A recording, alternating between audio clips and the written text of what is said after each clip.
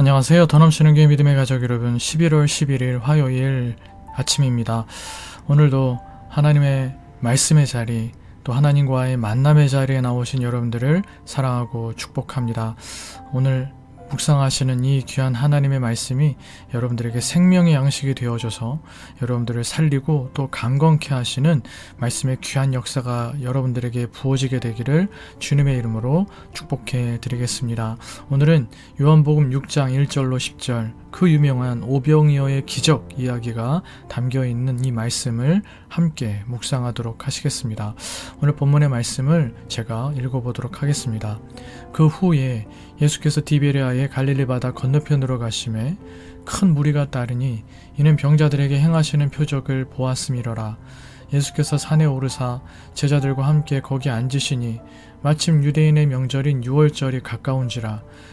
예수께서 눈을 들어 큰 무리가 자기에게로 오는 것을 보시고 빌립에게 이르시되 우리가 어디서 떡을 사서 이 사람들을 먹이겠느냐 하시니 이렇게 말씀하심은 친히 어떻게 하실지를 아시고 빌립을 시험하고자 하심이라. 빌립이 대답하되 각 사람으로 조금씩 받게 할지라도 200데나리온의 떡이 부족하리이다. 제자 중 하나 곧 시몬 베드로의 형제 안드레가 예수께 여짜오되 여기 한 아이가 있어 보리떡 5개와 물고기 2마리를 가지고 있나이다. 그러나 그것이 이 많은 사람에게 얼마나 되겠사옵나이까. 예수께서 이르시되 이 사람들로 앉게 하라 하시니 그곳에 잔디가 많은지라. 사람들이 앉으니 수가 5,000명쯤 되었더라.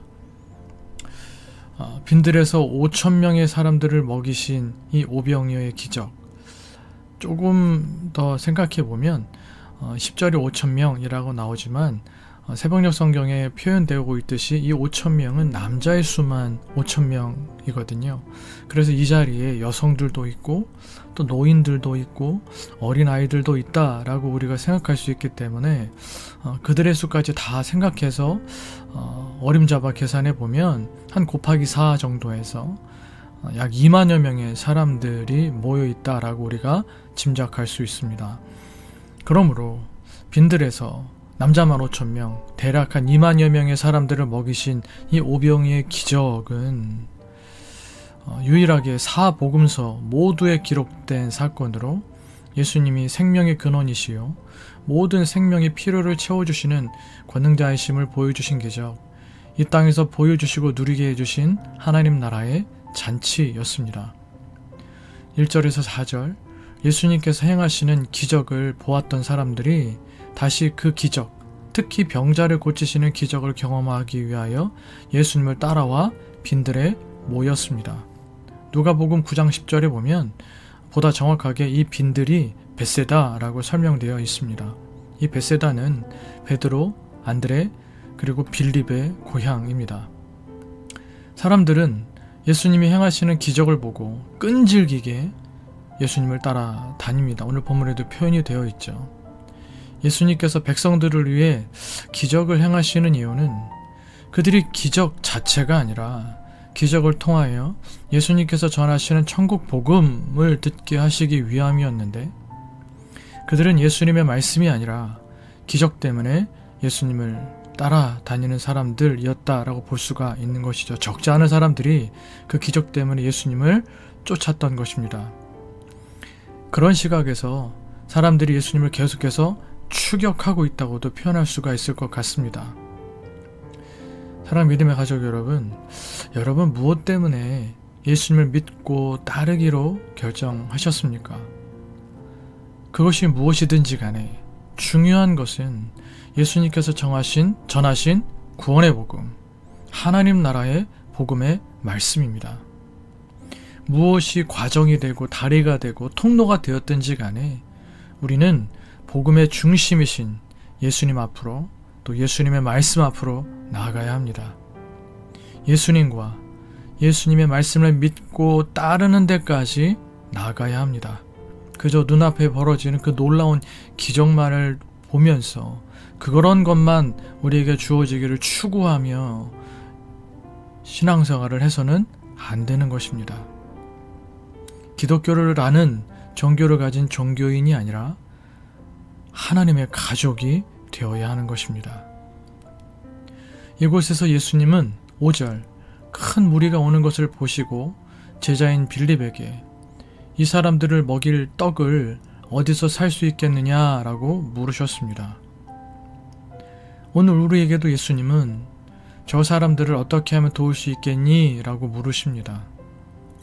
오늘 우리도 예수님처럼 눈을 들어 사람들의 필요를 보고 말씀하시는 예수님의 음성에 반응하며 살 수 있기를, 우리의 귀가 주님의 음성에 반응하는 귀, 예수님처럼 눈을 들어 사람들의 필요를 볼 수 있는 눈, 그리고 주님의 손과 발이 되어 주님을 위한 일들을 잘 감당하실 수 있기를 소망합니다.